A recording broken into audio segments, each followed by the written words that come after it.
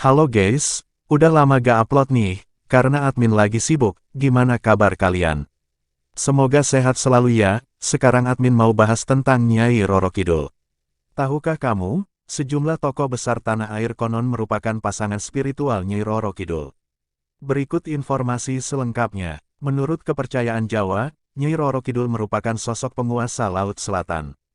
Ia memiliki kesaktian yang sangat tinggi sehingga banyak orang ingin menjadi pasangan spiritualnya.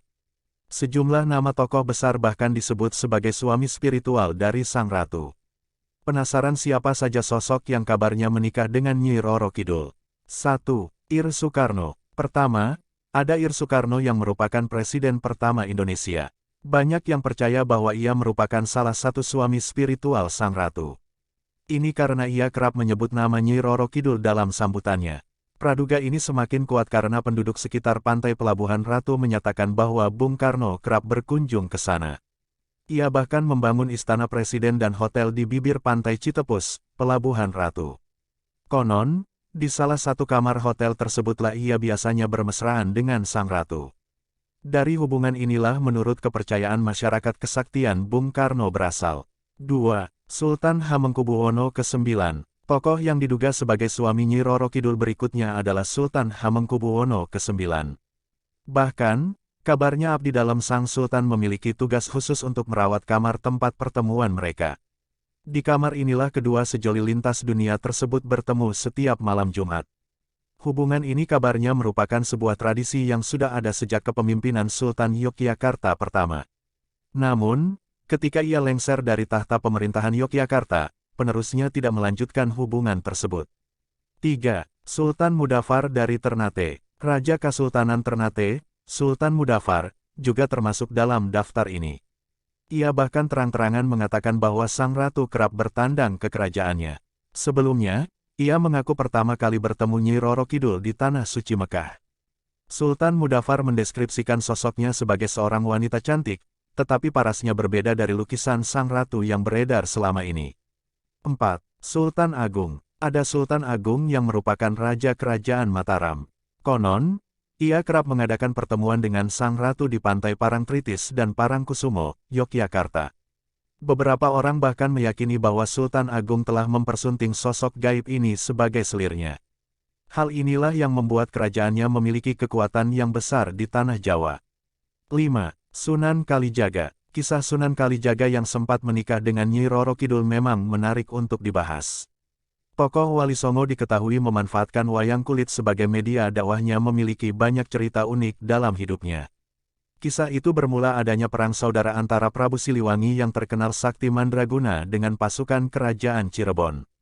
Dalam peperangan itu, banyak utusan kerajaan Cirebon yang tak bisa menandingi kekuatan Prabu Siliwangi.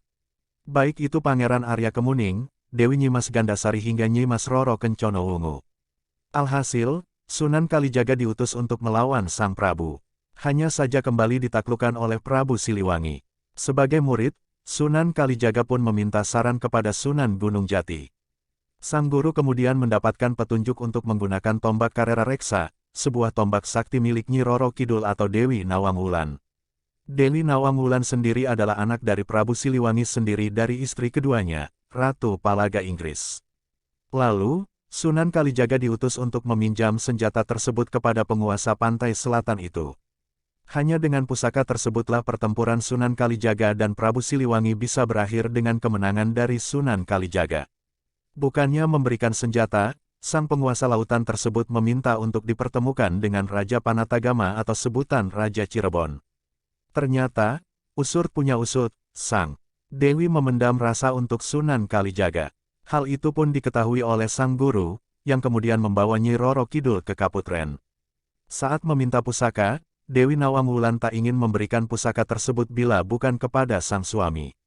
Lantaran hal itu Sunan Gunung Jati memerintahkan Sunan Kalijaga menikah dengan Dewi Nawang Wulan. Sang murid pun menerimanya, hanya saja sang Dewi mengajukan syarat sebelum pernikahan.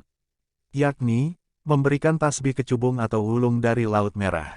Sunan Gunung Jati pun segera mengutus Sunan Kalijaga untuk memenuhi syarat dari Sang Ratu Kidul. Sunan Kalijaga pun segera pergi ke Gunung Ciremai, melakukan tafakur serta minta perlindungan pada.